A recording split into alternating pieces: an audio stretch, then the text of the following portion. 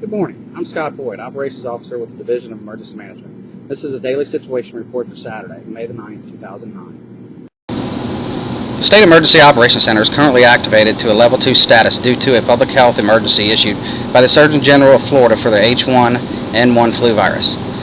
Turkey Point Nuclear Power Plant Unit 3 is down for maintenance purposes. All other Florida nuclear power plants are at full operation status.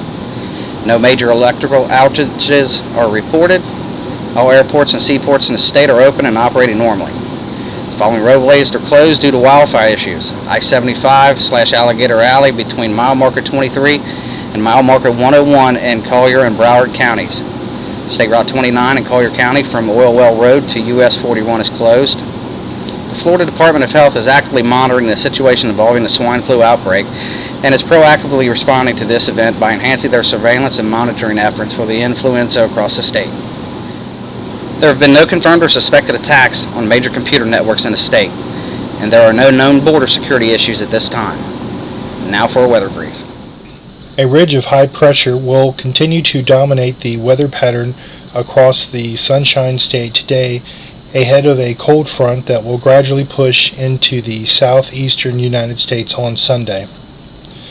Mostly sunny skies will allow temperatures to approach daily record levels for interior portions of the Florida Peninsula, with highs reaching the mid-90s.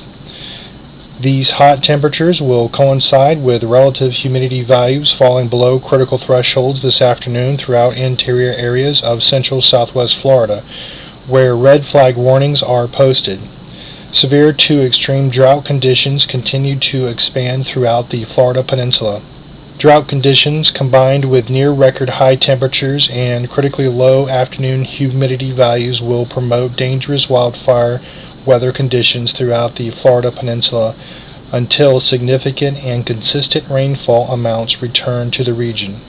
Elsewhere, high temperatures will range from the mid-80s along the immediate Panhandle coast to the lower 90s for most interior locations. An easterly swell will keep a moderate risk of rip currents in place today along the east central Florida beaches. Onshore winds will also create a moderate risk for rip currents along the western Florida Panhandle beaches. Patchy dense fog is possible in the Swanee Valley and western Panhandle later tonight and Sunday morning, with mixed smoke and fog possibly reducing visibilities near existing wildfires in the peninsula. Lows tonight will range from the mid-60s in interior north and north central Florida to the 70s elsewhere.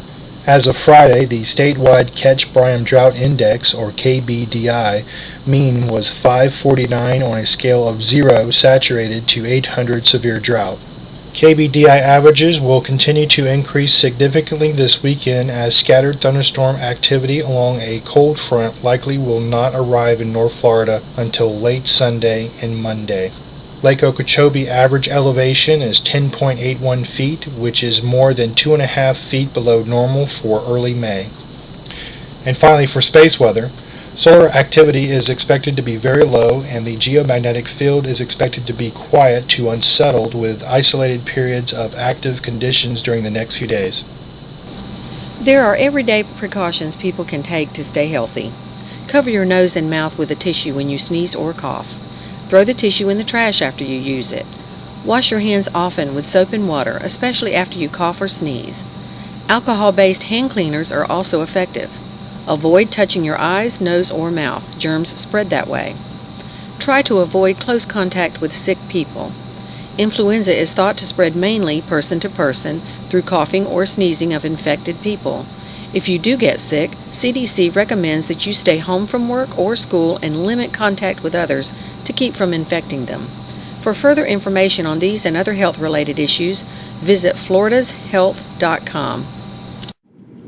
That's all we have for today. This has been a daily situation report for Saturday, May the 9th, 2009. Have a good day.